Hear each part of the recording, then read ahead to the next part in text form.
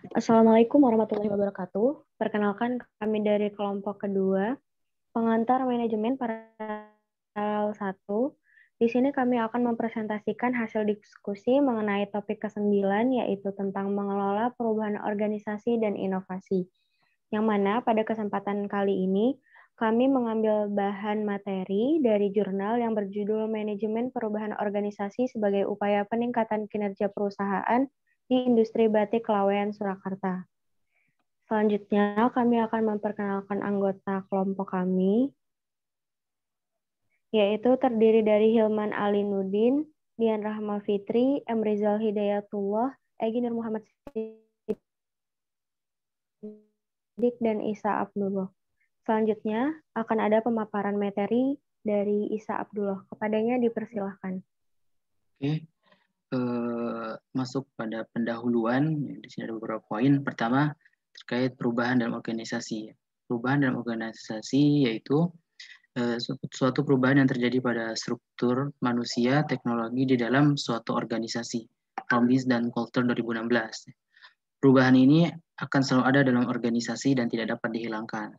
Selain itu, perubahan di sebuah organisasi memberi banyak peran dan pengaruh positif terhadap kinerja karyawan dan organisasi. Pada jurnal ini, salah satu industri batik terkenal di kota Surakarta, yaitu Kampung Batik Lawean. Selanjutnya ada poin permasalahan pada perusahaan ini. Pertama, manajemen batik yang masih bersifat tradisional, kurang kompetitifnya produk batik, masalah SDM, yaitu keluar masuknya tenaga kerja atau karyawan, lalu kurangnya tenaga pembatik pengganti dari kalangan tenaga muda di Lawean sekitarnya.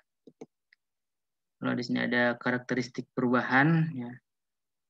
Pertama, tidak konstan, terdapat variasi dan arah perubahan, lalu ada menghasilkan ketidakpastian, dan 3, menciptakan adanya ancaman dan peluang. Lalu terdapat faktor pendorong dilakukannya perubahan. Ini ada faktor internal dan eksternal. Untuk faktor internal terdiri dari perubahan strategi organisasi, ketenaga kerjaan, perlengkapan atau pelatihan baru, dan sikap perilaku karyawan. Lalu untuk faktor eksternal ini ada pangsa pasar, peraturan dan regulasi pemerintah, perkembangan teknologi, dan perubahan ekonomi. Oke, selanjutnya akan dijelaskan oleh rekan saya.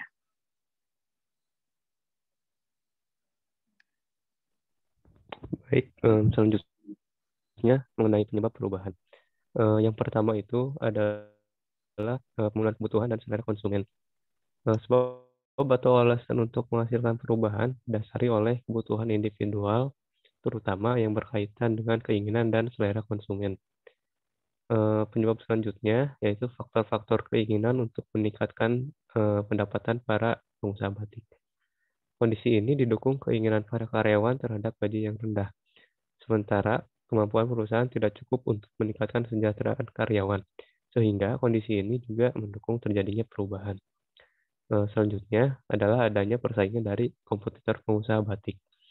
Ada kompetitor yang sangat kuat yang lokasinya dekat dengan Laweyan, sehingga menyebabkan para pengusaha batik dan pengurus forum di Laweyan harus bekerja keras. Selanjutnya,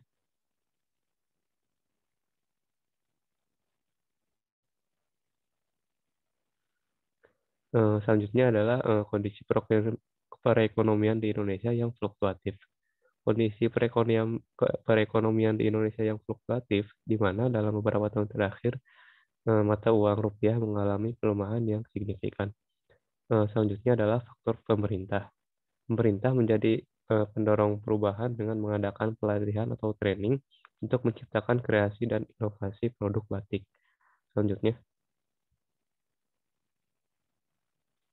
Selanjutnya adalah masalah naiknya tingkat pendidikan dan pengembangan SDM, terutama pimpinan perusahaan batik. Jadi pendidikan menjadi faktor penyebab perubahan dari dalam organisasi. Kemudian faktor yang terakhir adalah faktor lingkungan sekitar. Banyak industri batik berusaha menyamai proses pembatikan yang dilakukan oleh industri batik yang sudah mapan, yang pemakaian waktunya lebih efisien. Selanjutnya akan dilanjutkan oleh rekan saya. Baik, selanjutnya itu dampak perubahan. Perubahan selalu mempunyai efek karena sejatinya Perubahan dilakukan dengan tujuan adanya peningkatan kemampuan perusahaan ataupun memperbaiki kekurangan-kekurangan yang ada pada periode sebelumnya. Dampak yang pertama yaitu adalah bertambah luasnya pasar dari penjualan produk. Dampak yang kedua adalah meningkatnya permintaan atau pesanan yang diterima oleh industri batik. Nah, hal ini dikarenakan industri batik yang dimiliki sudah mempunyai identitas. Selanjutnya itu dampak yang ketiga. Dampak yang ketiga adalah adanya keamanan dan kenyamanan karyawan dalam bekerja. Selanjutnya itu dampak yang keempat adalah dirasakan oleh karyawan adalah meningkatnya taraf kehidupan yang diakibatkan oleh kompensasi yang diterima. Mungkin selanjutnya akan dilanjutkan oleh teman saya. Baik, selanjutnya yaitu proses perubahan di perusahaan batik. Yang pertama itu teknik produksi, yang dimana pembuatan batik biasanya batik cap tradisional menjadi batik printing semi modern. Terus untuk pencelupan sendiri dulunya menggunakan kompor minyak, sekarang menggunakan mesin pemanas. Untuk penjemuran sendiri dulunya menggunakan sinar matahari langsung dan sekarang menggunakan suhu ruangan teratur. Untuk produk jadi, antar pengusaha batik saling berinteraksi dan berkomunikasi secara intensif dan saling menitipkan produk antar pengusaha batik.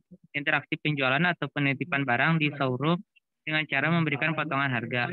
Yang ketiga yaitu promotional mix, yaitu seperti pembuatan web, mengikuti pameran seperti Solo Great Sale, In a Crab, Food Kota Solo, dan lain-lain. Yang keempat kemitraan, yaitu dengan perguruan tinggi, instansi, dan kantor-kantor baik swasta maupun pemerintah. Lanjut. Yang kelima yaitu teknologi transaksi, yang dimana pembayaran tidak langsung tetapi menggunakan kartu debit dan kredit. Yang keenam yaitu produk yang beda dari industri lain, yaitu terdiri dari 4 tahap, yaitu entrepreneurial, yaitu menyediakan produk atau jasa, kolektif, pembagian kerja jadi tema dominan. Untuk formalisasi, sistem komunikasi dan kontrol makin formal, dan elaborasi, yaitu perubahan strategi.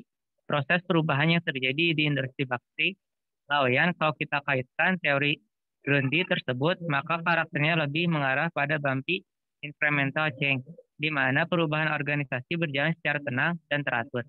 Baik, selanjutnya lanjut.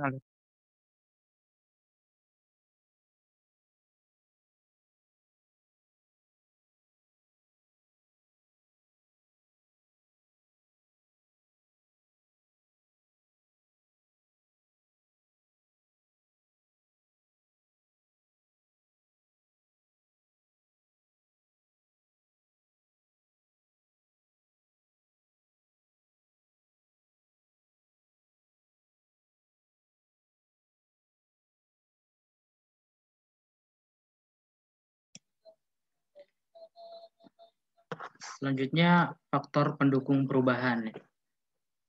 Dalam industri batik, pertama ada dukungan dari pemerintah, contoh adanya pembinaan, memberikan pinjaman, adanya pelatihan. Lalu kedua, lembaga perlindungan di industri batik ini, contohnya ada FPKBL, Forum Pengembangan Komunitas Batik Lawean. Sebagai pelindung dan pengelolaan perubahan di industri batik, memberikan pelatihan, proses dan pengembangan, mendatangkan tamu untuk berbelanja atau belajar batik, pengenalan strategi penjualan. Yang ketiga ada peningkatan tingkat pendidikan, contoh anak muda berpendidikan yang melanjutkan industri batik dengan pengenalan baik. Keempat ada teknologi, dan ini produksi dan informasi, contoh melakukan inovasi terhadap bahan-bahan yang digunakan dalam prosesnya.